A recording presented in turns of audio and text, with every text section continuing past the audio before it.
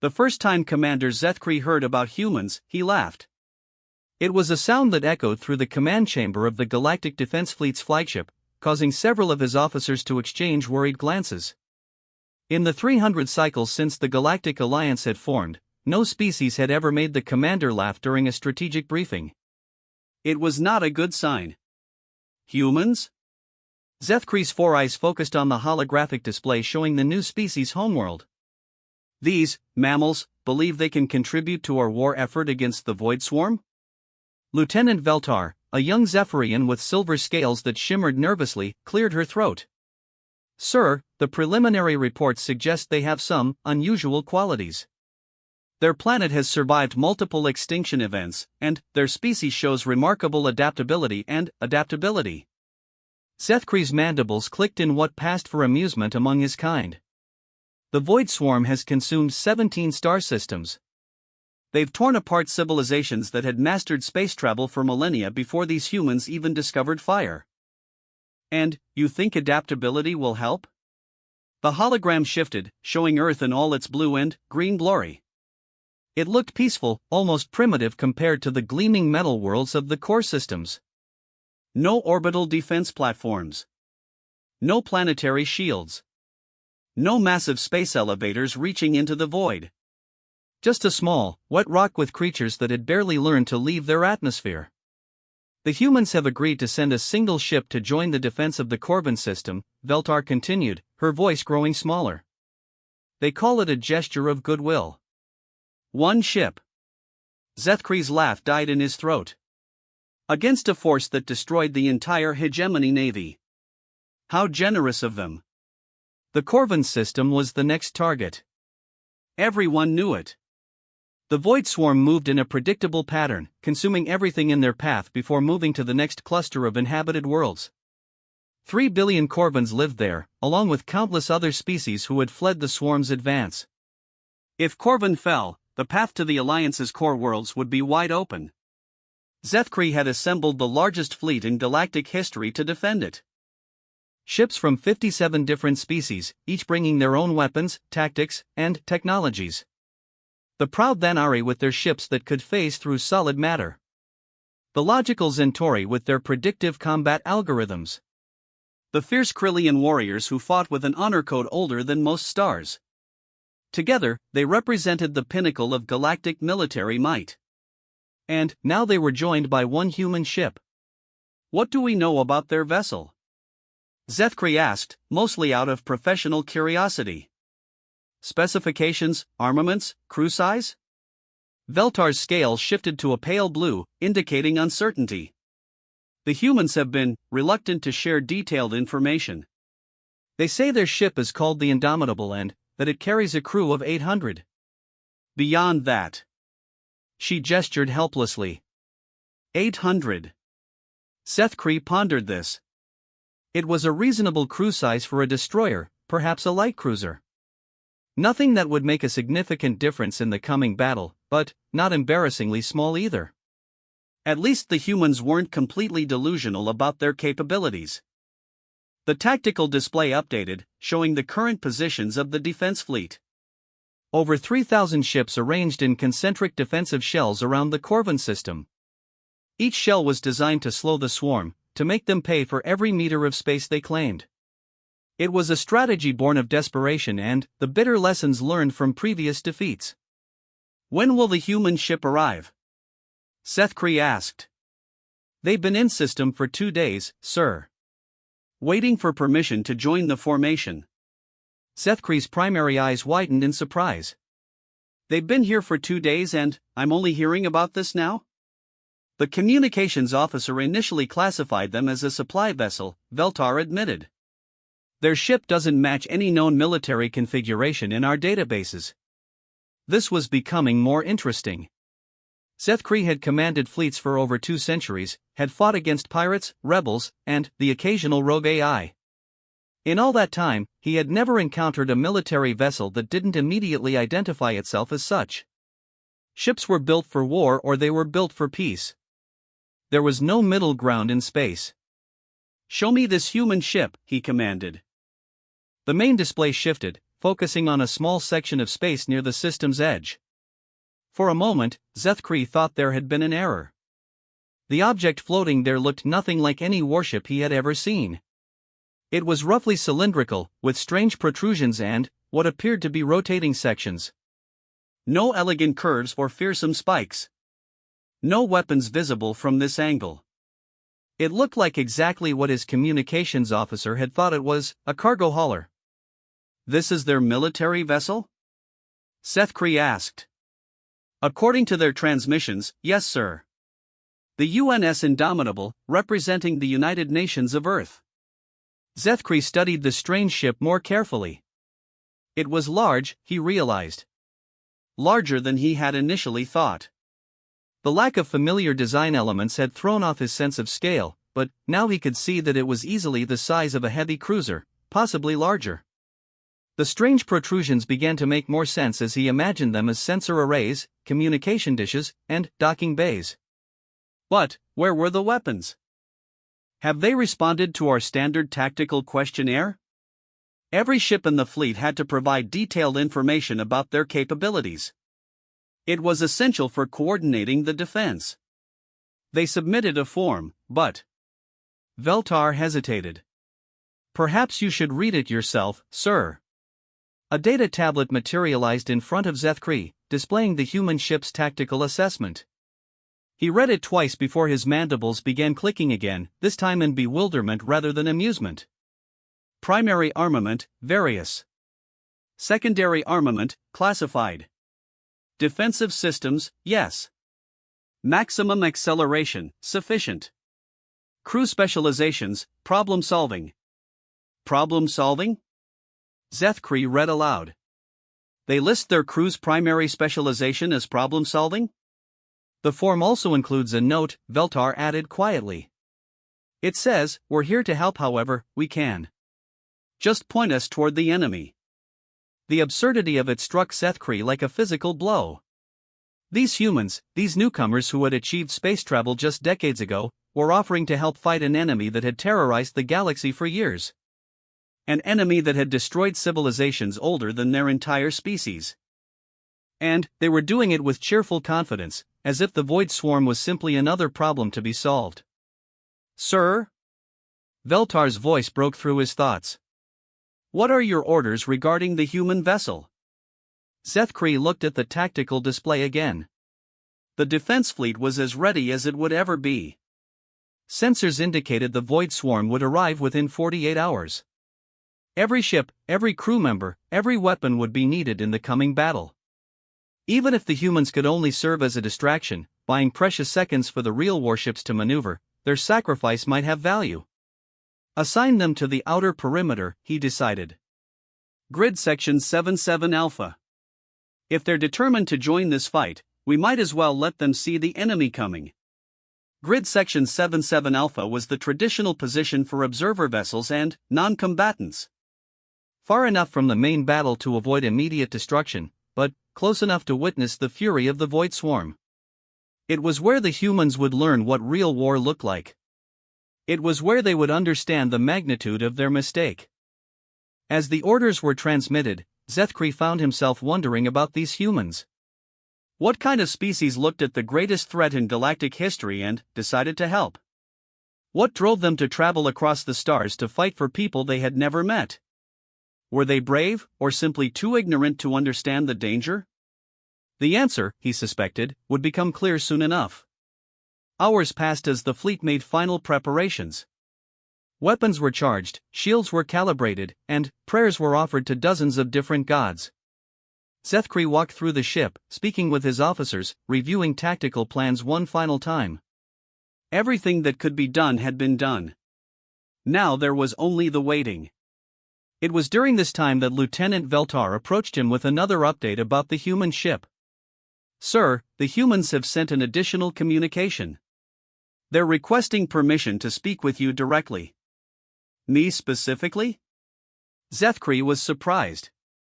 Protocol demanded that communication flow through the chain of command. The captain of a single ship didn't typically request personal audiences with the fleet commander.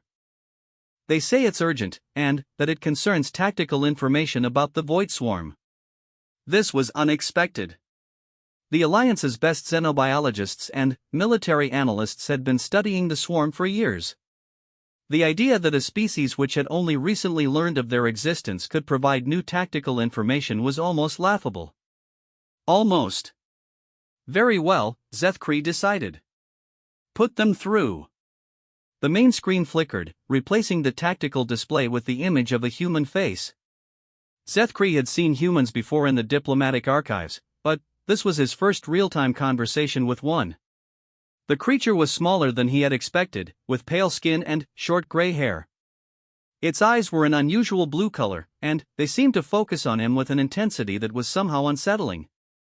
Commander Zethkri, the human spoke, its voice transmitted through universal translators. I'm Captain Sarah Chen of the UNS Indomitable. Thank you for allowing us to join your fleet. Captain Chen, Zethkri replied formally. I understand you have tactical information to share. That's correct. Chen's expression grew serious. My ship has been analyzing the Void Swarm since we arrived in system. We've detected some patterns that might not be immediately obvious to conventional sensors. Zethkri felt a flicker of interest despite himself. What kind of patterns? The swarm isn't just a mindless collection of creatures, Chen explained. There's an underlying intelligence coordinating their movements. We've identified what we believe are command nodes distributed throughout their formation. If those nodes could be disrupted, the swarm might lose cohesion, Zethkri finished. It was an interesting theory, but not a new one. Our scientists have proposed similar hypotheses. The problem is that the command nodes, if they exist, are buried deep within the swarm mass. Any ship attempting to reach them would be destroyed long before achieving weapons range. That's where we might be able to help, Chen said. Humans have some experience with unconventional tactics. Sometimes the best way to solve a problem isn't to attack it head-on. There was something in the human's tone that caught Zethkri's attention. A confidence that seemed out of proportion to their species' military experience. What are you proposing, Captain? Give us a chance to study the swarm when they arrive. Let us observe their attack patterns, their response to your defensive measures. If we can identify the command structure, we might be able to suggest alternative strategies. Zethkri considered this. It was a reasonable request, and allowing the humans to serve as tactical observers would keep them out of the main fighting while potentially providing useful intelligence. There was little risk and, possibly, some benefit. Very well, Captain Chen. You'll have your chance to observe. But I want you to understand the reality of what you're about to witness. The Void Swarm has destroyed every fleet that has faced them. Good species have died trying to stop them. This is not a problem that can be solved with creativity and enthusiasm. For the first time since the conversation began, Captain Chen smiled. It was an expression that managed to be both reassuring and, somehow, deeply troubling. Commander, she said, you might be surprised what problems can be solved with creativity and enthusiasm. Humans have been doing it for a very long time. The transmission ended, leaving Zethkri staring at a blank screen. There had been something in that smile, something in the human's absolute confidence, that stayed with him. It reminded him of the look he had seen in the eyes of veteran warriors, soldiers who had faced impossible odds and, somehow, survived. But, how could that be? Humans had never fought a real war in space. They had never faced an enemy like the Void Swarm. As if summoned by his thoughts, the proximity alarms began to sound throughout the ship. The Void Swarm had been detected at the edge of the system, right on schedule. Zethkri hurried to the command bridge as status reports flooded in from across the fleet. Enemy contact bearing 27 Mark IV, the sensor officer announced. Estimated strength, sir, I'm reading over 50,000 individual organisms. 50,000. It was larger than any swarm formation they had previously encountered. Zethkri felt his confidence waver as the tactical display updated to show the approaching mass. It looked like a dark stain spreading across space, blotting out stars as it advanced. All ships to battle stations, he commanded. Prepare for engagement. Across the fleet, 3,000 warships powered their weapons and strengthened their shields. It was a sight that should have inspired confidence, a demonstration of the galaxy's united military might. But, as Zethkri watched the advancing swarm, he couldn't shake the feeling that they were about to witness the end of everything they had fought to protect. In the distance, barely visible on the edge of the tactical display, the human ship Indomitable held its position. Alone and outmatched, yet somehow still projecting that same quiet confidence that Captain Chen had displayed. Zethkri found himself wondering what the humans were thinking as they watched 50,000 nightmares bearing down on them. He was about to find out. The Void Swarm was coming, and, with it, the largest battle in galactic history. A battle that would test every assumption about warfare, strategy, and the nature of courage itself. A battle that would teach an experienced commander the true meaning of dread, and perhaps something else entirely. The final countdown had begun. The first wave of the Void Swarm struck the outer defense perimeter with the force of a cosmic hurricane. Zethkri watched from the command bridge as his carefully planned formations dissolved into chaos within minutes. The creatures of the swarm weren't just mindless beasts, as some had hoped. They moved with deadly purpose, flowing around strong points and exploiting every weakness in the defensive lines. Perimeter sections 4 through 9 are under heavy assault, reported Commander Halven from the tactical station. His usually steady voice carried an edge of panic. "We're losing ships faster than projected." Zethkri gritted his mandibles as the battle display updated with devastating clarity. Red symbols marked destroyed vessels while yellow ones indicated ships in distress. Already, dozens of Alliance warships had been reduced to expanding clouds of debris. The proud Thanari phase ships, which should have been untouchable, were being torn apart by creatures that somehow learned to predict their dimensional shifts.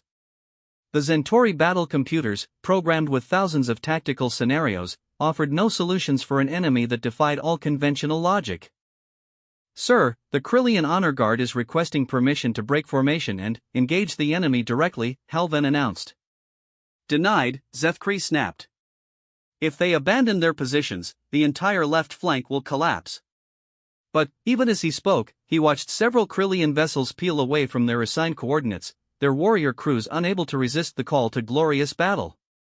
They lasted approximately 47 seconds before being overwhelmed by a swarm of serpentine creatures that wrapped around their hulls like living cables, crushing the ships with impossible strength. The tactical situation was deteriorating rapidly. The Void Swarm wasn't just attacking, they were learning. Each wave adapted to the Alliance's defensive strategies, finding new ways to penetrate shields and armor. Weapons that had proven effective in the first minutes of battle became useless as the creatures evolved countermeasures in real time. "Status report on the human vessel?" Zethkri asked, almost as an afterthought. In the chaos of the battle, he had nearly forgotten about the lone ship positioned at grid section 77 Alpha. "The Indomitable is maintaining position, sir. They haven't fired a single shot." "Are they transmitting any tactical data?" Halven checked his console. "Negative, sir. Radio silence since the engagement began." Zethkri felt a mixture of disappointment and relief. Disappointment that the humans weren't providing the alternative perspective Captain Chen had promised. Relief that they were at least smart enough to stay out of the way. The last thing he needed was to worry about rescuing an inexperienced crew from their own overconfidence. The second wave of the swarm was different from the first. Where the initial assault had been chaotic and overwhelming, this attack showed clear tactical coordination. Groups of creatures moved in formation, supporting each other with devastating effectiveness. Some served as living shields while others delivered precise strikes against critical ship systems. It was like watching a dance of death choreographed by a malevolent intelligence. "Commander, we're detecting massive energy signatures from the swarm's center mass," the sensor officer called out. "Something big is coming through." The main display shifted focus, zooming in on the heart of the enemy formation. What Zethkri saw there made his blood run cold. Emerging from the chaotic mass of creatures was something that defied easy description. It was enormous, easily the size of a dreadnought, but it moved with organic fluidity.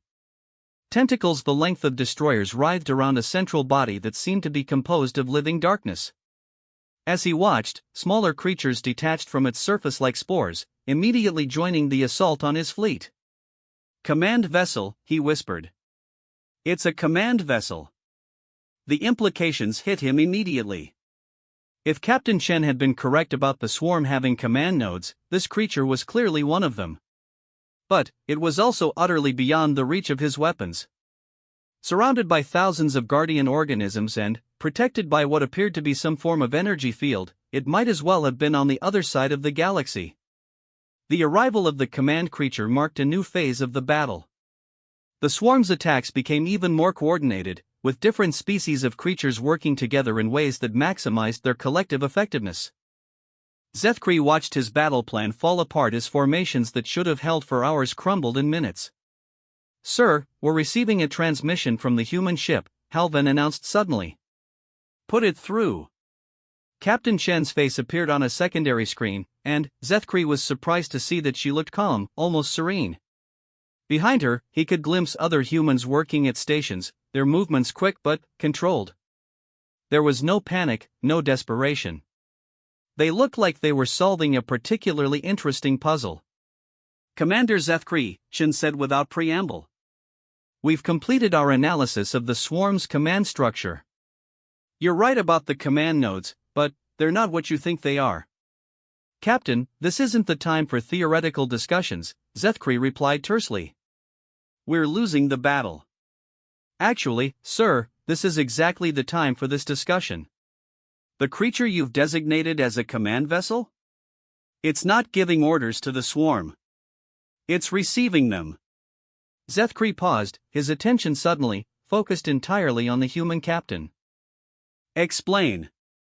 "The real command node is approximately 40,000 kilometers behind the visible swarm mass.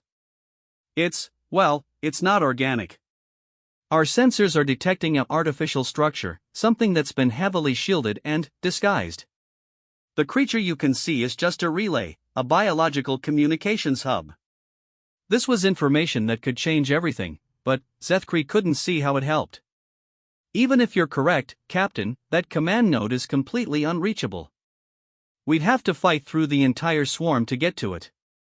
"Not necessarily," Chen replied, and there was something in her expression that reminded Zethkri of that unsettling smile from their first conversation. "What if I told you there was another way? A way that didn't require fighting through the swarm at all?" Before Zethkri could respond, alarms began blaring throughout the command bridge. The third wave of the swarm assault was beginning, and this one was clearly intended to be the finishing blow. Massive creatures, some the size of cruisers, were moving toward the Alliance fleet with deadly purpose. "Captain Chen, whatever you're proposing will have to wait," Zethkri said urgently. "We need all available ships to reinforce the main battle line." "With respect, Commander, that strategy isn't working. You're fighting the swarm on their terms, using their preferred tactics. What if we tried something they wouldn't expect? What are you suggesting?" For a moment, Chen was silent, and Zethkri could hear conversations happening in the background of the human bridge. Multiple voices, all speaking quickly in the human language, discussing concepts that the universal translator struggled to interpret. Words like slingshot maneuver and gravity well exploitation came through clearly, but their context remained mysterious. "Commander," Chen said finally, "we'd like permission to leave our assigned position and attempt a direct approach to the command node." The request was so absurd that Zethkri actually laughed, a sound that caused several of his bridge crew to look up in alarm. "Captain, that's suicide. Even if your ship could somehow survive the journey through the swarm, you have no weapons capable of damaging a fortified command structure." "Who says we need weapons?" Chen asked. The simple question hung in the space between them, loaded with implications that Zethkri couldn't quite grasp. There was something about the way the human captain spoke, a confidence that seemed to transcend mere bravado. It was as if she knew something that he didn't, something fundamental about the nature of the problem they faced. "Captain, I cannot authorize what amounts to a suicide mission based on cryptic suggestions and tactical theories." "Then, don't authorize it," Chen said calmly.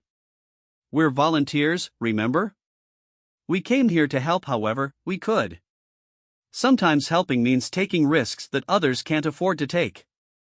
Before Zethkri could respond, the communication link was severed.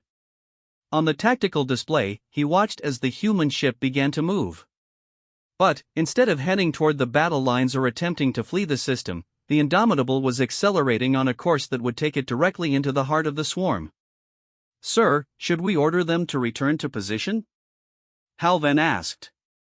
Zethkri watched the lone human ship disappearing into the chaos of the battle. 800 crew members, representatives of a species that had just learned to travel between stars, flying deliberately toward the most dangerous enemy in galactic history. It was madness.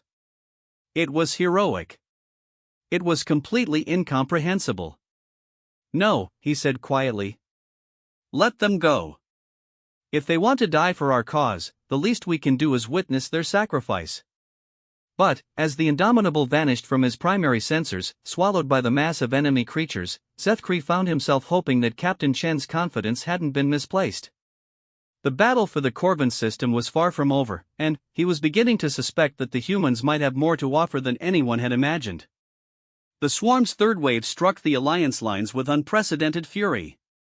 Creatures that seemed purpose-built for ship destruction tore through armor plating like paper. Defense platforms that had stood for centuries were reduced to scrap metal in moments.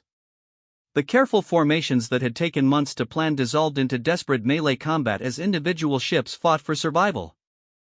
And, somewhere in the chaos, invisible to conventional sensors, a human ship was attempting something that no sane military commander would ever authorize. Zethkri found himself checking the tactical display repeatedly, looking for any sign of the Indomitable, any indication that Chen's mad plan might actually have a chance of success. He found nothing. The human ship had vanished as completely as if it had never existed. Minutes stretched into an hour as the battle raged. The Alliance fleet, despite fighting with desperate courage, was losing ground. Ships that had served with distinction for decades were falling to an enemy that seemed to have an answer for every tactic, every weapon, every strategy in the Galactic Military Handbook. It was during this darkest hour that something unprecedented happened. Deep within the swarm formation, something exploded. Not the violent detonation of a dying ship, but something else entirely. A pulse of energy that rippled outward through the enemy ranks, causing visible confusion among the attacking creatures. "Sir, we're detecting massive disruptions in the swarm's communication networks," the sensor officer reported, his voice filled with excitement. "Multiple command nodes are going offline." Zethkri stared at the tactical display as the implications became clear. Somehow, impossibly, the humans had reached the primary command structure. And, whatever they were doing there was working. The change in the swarm was immediate and dramatic. Creatures that had been moving with deadly coordination suddenly seemed lost, confused.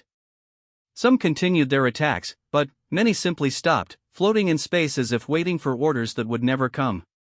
"All ships," Zethkri commanded, his voice carrying across every channel in the fleet. "General advance.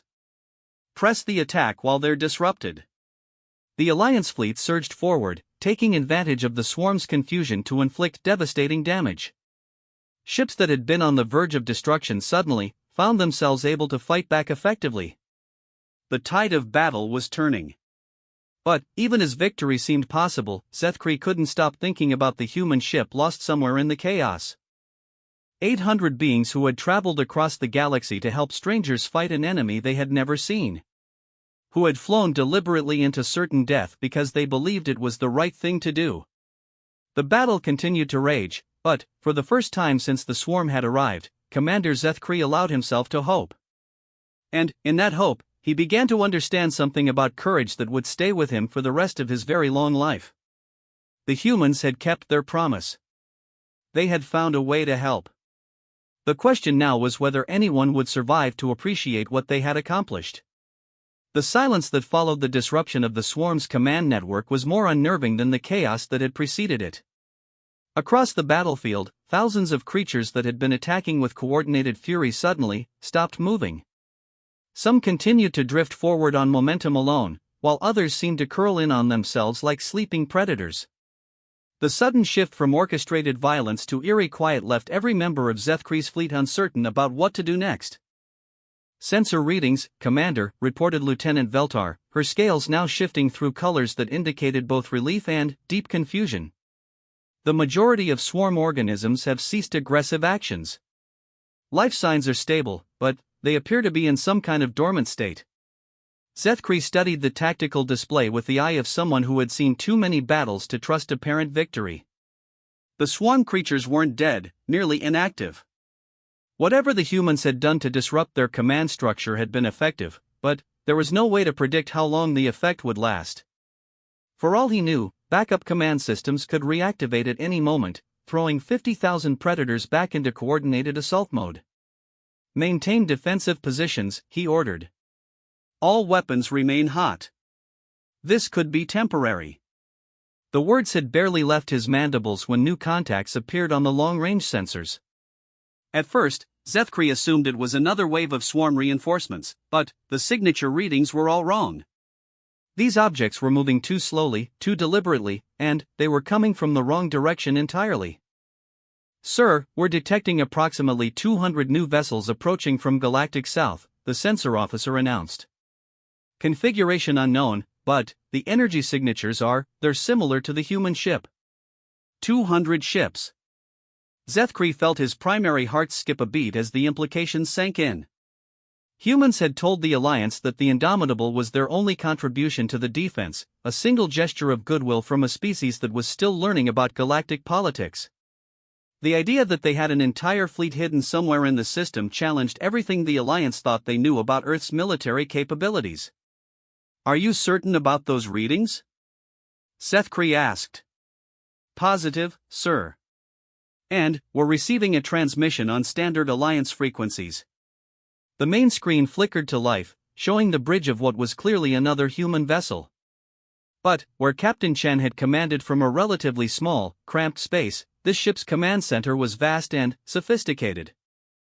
Banks of holographic displays showed tactical information that Zethkri recognized but couldn't quite interpret, while dozens of humans moved with the practiced efficiency of a veteran crew. The man who appeared on screen was older than Chen, with dark skin and gray hair cut in a distinctly military style. When he spoke, his voice carried an authority that reminded Zethkri of his own senior commanders. "Commander Zethkri, this is Admiral Marcus Webb of the United Nations Space Force. I apologize for the deception, but we felt it was necessary to keep our fleet presence hidden until we could properly assess the situation." "Admiral Webb," Zethkri managed to say, still struggling to process this development. "I was under the impression that the Indomitable was humanity's only military vessel."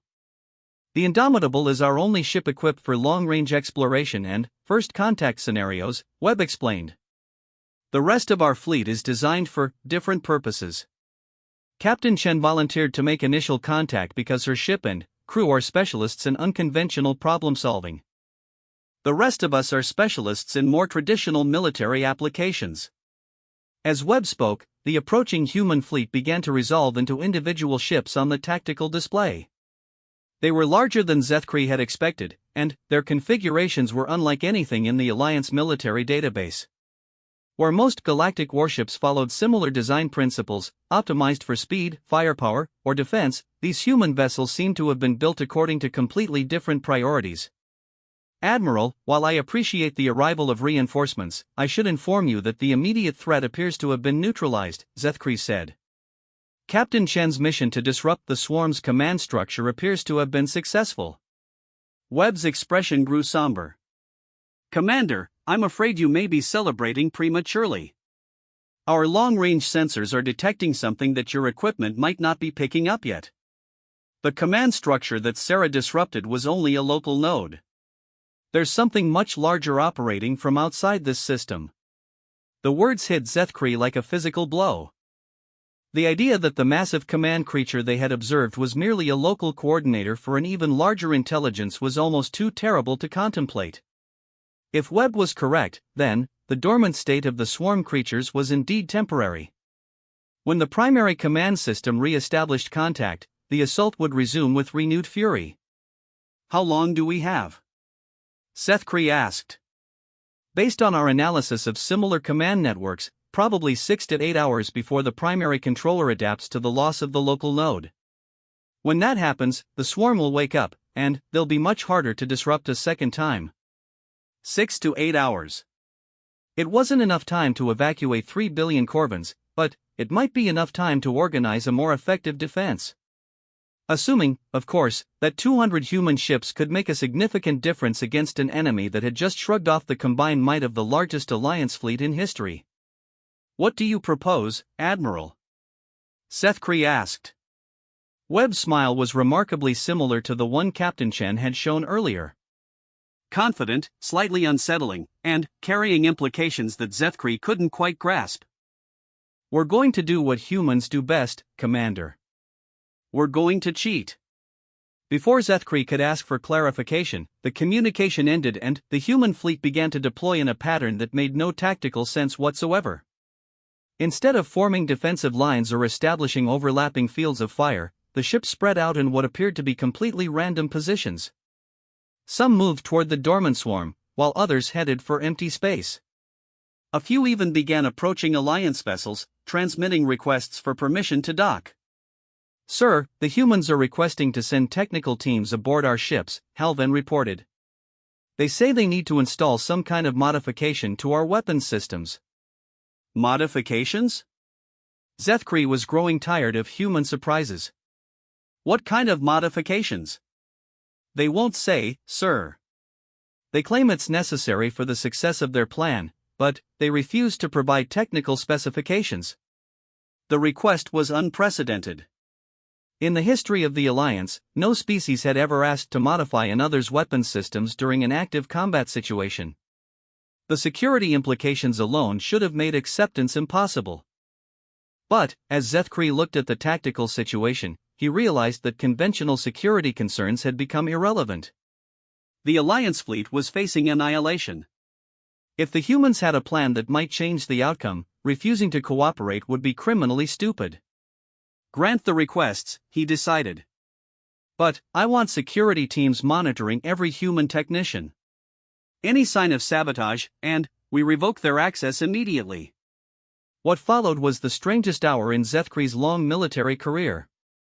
Human technical teams, working with equipment that seemed impossibly compact and sophisticated, began installing modifications throughout the Alliance fleet. They worked with quiet efficiency, answering questions with technical explanations that somehow managed to be both detailed and completely incomprehensible. The modifications themselves were small, almost insignificant.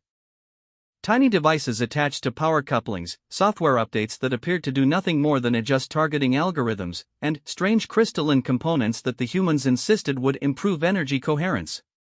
None of it looked like anything that could affect the outcome of a battle against the Void Swarm. It was during this period that Zethkree received an update that changed his understanding of the situation entirely. "Sir, we're receiving a transmission from the Indomitable," Veltar announced, her scales bright with excitement. Zethkree had assumed that Chen's ship had been destroyed during its suicidal run through the swarm formation. The idea that any of the crew might have survived seemed impossible. "Put it through," he ordered. The transmission was weakened, filled with static, but Captain Chen's voice came through clearly enough. "Commander Zethkree, this is Captain Chen. I wanted to update you on our current situation. Captain, we assumed your ship had been destroyed.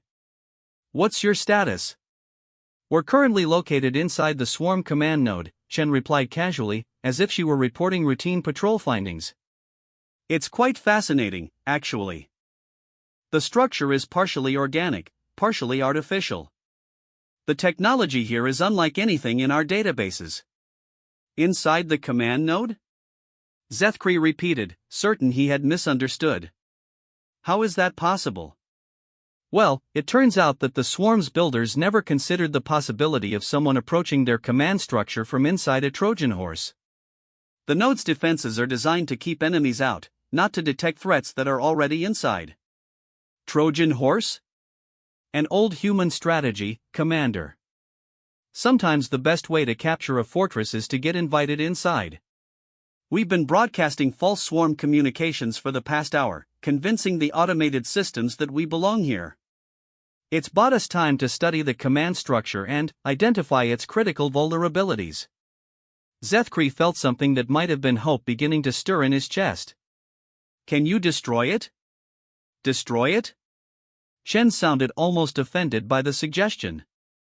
Commander, this is the most sophisticated piece of technology we've ever encountered. Destroying it would be a crime against science itself. But, disabling it? Yes, we can definitely do that. What do you need from us? Nothing from you specifically, sir. Admiral Webb's fleet should be finishing their preparations about now. When they're ready, we'll coordinate a synchronized attack that should put the swarm out of commission permanently. The transmission ended, leaving Zethkri staring at a tactical display that showed 50,000 dormant predators scattered across space. Somewhere among them, 800 humans were casually strolling around inside the most advanced enemy facility in galactic history, preparing to disable technology that civilizations older than their species couldn't even understand. Sir, Halven called out, Admiral Webb is requesting fleet-wide communications access. He says it's time to begin the final phase. Granted, Zethkri said, settling into his command chair. Whatever the humans were planning, he suspected it would be unlike anything he had ever witnessed. Webb's face appeared on screens throughout the Alliance fleet, visible to every crew member on every ship. His expression was calm, professional, and, somehow deeply reassuring. Attention all Alliance forces, he began. In approximately 10 minutes, we're going to attempt something that has never been tried before. Your weapons have been modified to operate on frequencies that will be synchronized with actions taken by the Indomitable's crew inside the swarm command structure. When I give the signal, every ship will fire simultaneously at designated targets throughout the swarm formation. Zethkri frowned as he processed this information. Admiral, surely you don't expect conventional weapons to be effective against swarm creatures. We've been firing at them for hours with minimal results. You're absolutely right, Commander, Webb agreed. Conventional weapons won't work. But, these aren't conventional weapons anymore. The modifications we've installed will allow your energy beams to carry a very special payload. What kind of payload? Webb's smile returned, carrying that same unsettling confidence that seemed to be a universal human trait. Music, Commander. We're going to play them a song. Before Zethkri could ask what that meant, alarms began sounding throughout the fleet. The swarm was waking up. All across the battlefield, creatures that had been dormant for hours began to stir, their movements sluggish at first but gaining speed and coordination with each passing moment.